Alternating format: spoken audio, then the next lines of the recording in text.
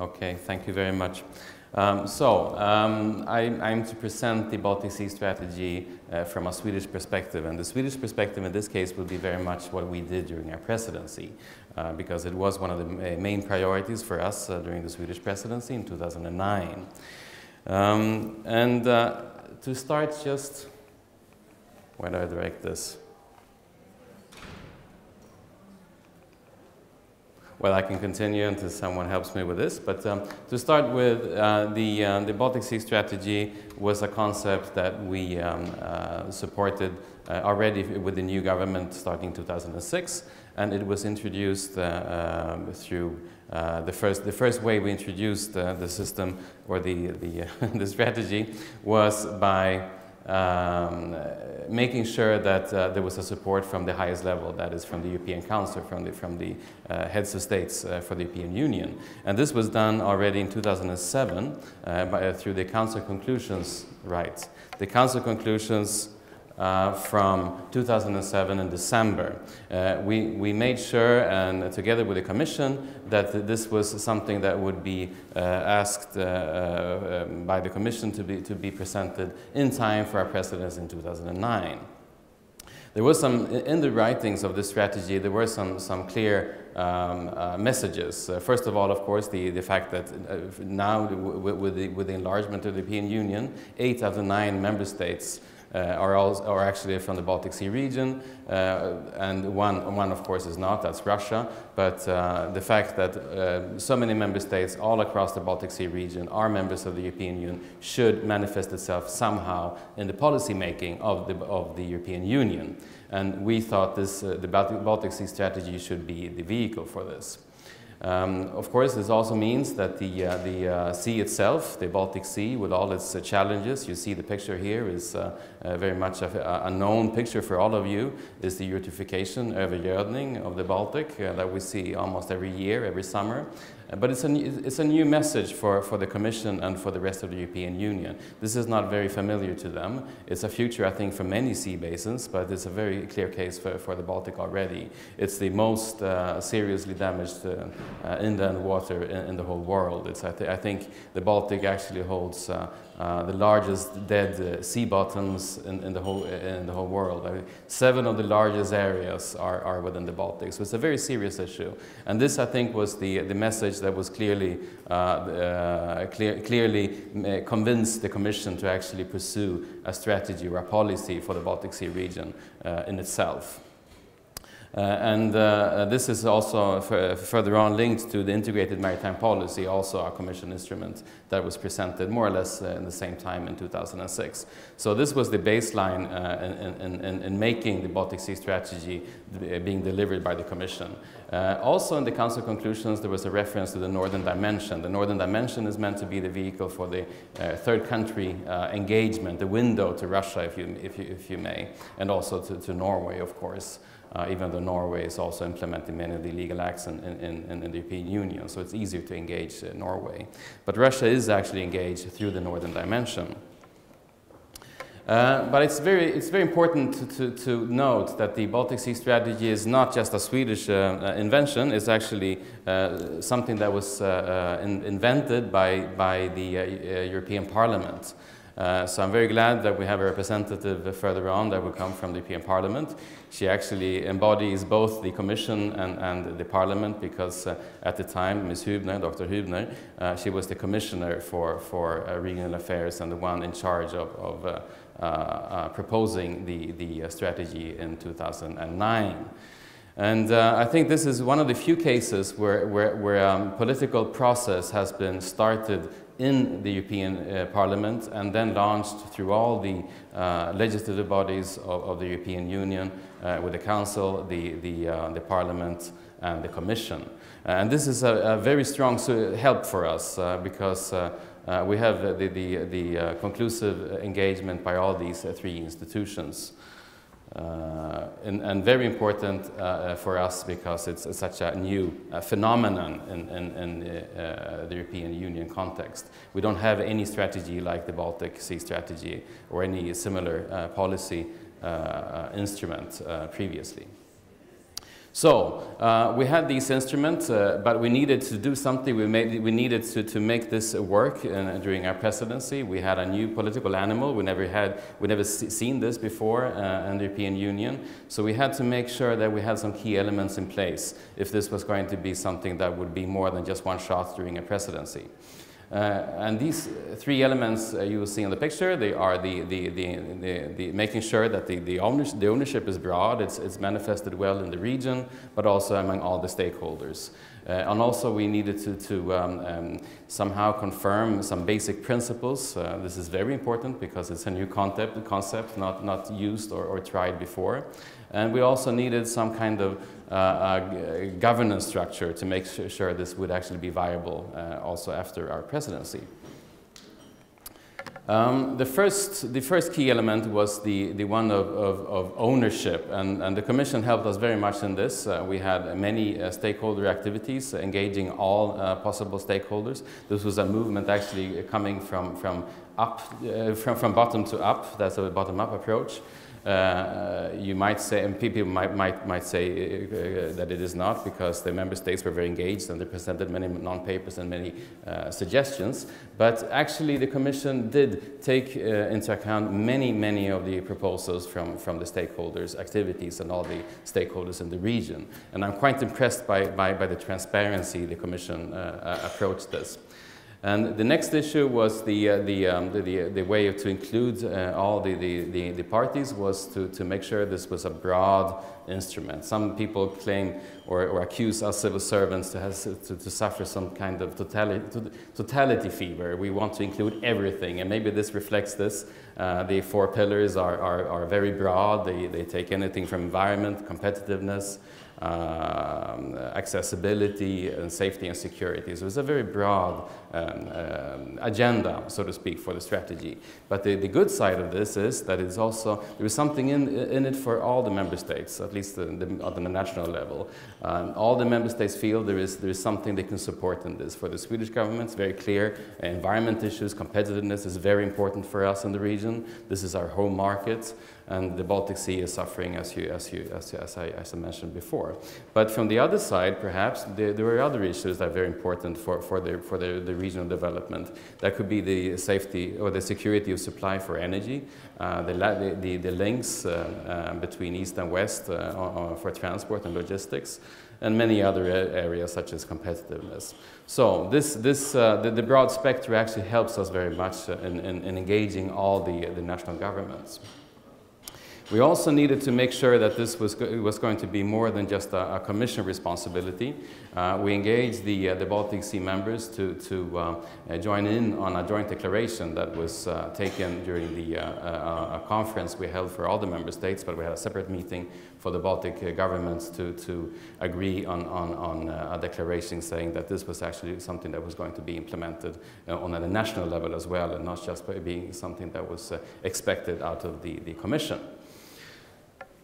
The next element, the key element, was the guiding principles that we've heard many times from the Commission. Those that have been working with the strategy will know these messages. There are 3 negative messages, unfortunately, but the negative message in itself was important at an outset, because many were very skeptical to a strategy that only includes a set of member states, because they were afraid this might threaten the integrity of the European Union, and particularly when it comes to project implementation, that projects or funds would actually be allocated more to one region than the other. So people are always keen not to losing out on an endeavor like this. So the messages were no new funding. We're not asking for a specific funding for this region. We want to align the funds. We want to use the funds in a more efficient way. We want to pool the resources between the member states and the funds that are allocated to the region already. We don't want to compete with other institutions in the region. The Baltic Sea is full of regional cooperation. Some people call it the sea of acronyms, because there are so many regional corporations in the region. So this is also something that we're not trying to compete with, but rather we would like to help out and to address issues on an EU level within the strategy and not compete with the others. The third is that we're not asking for extra or particular legislation for this region. We don't want to threaten the integrity of the building of the European Union, rather to use the policy in a more stringent way. The third element would be the issue of governance. This is something very always being watched by other partners. The issue of governance is an issue of power. How to implement policy is always something that you have to be very clear about. And therefore we agreed on Council conclusions. We made sure that the Council conclusions would be something that would be published in the official journal, something in the like of a soft law, and something that will need to be addressed and reviewed on a Council level if being changed. And the Council conclusions are formulated in the way that all the projects and all the changes in the strategy will have to be informed at a horizontal level with all the E27 member states. We have a high-level meeting, we have a yearly forum with the stakeholder activities, maintaining the engagement by all the stakeholders having a stake in the implementation of the strategy.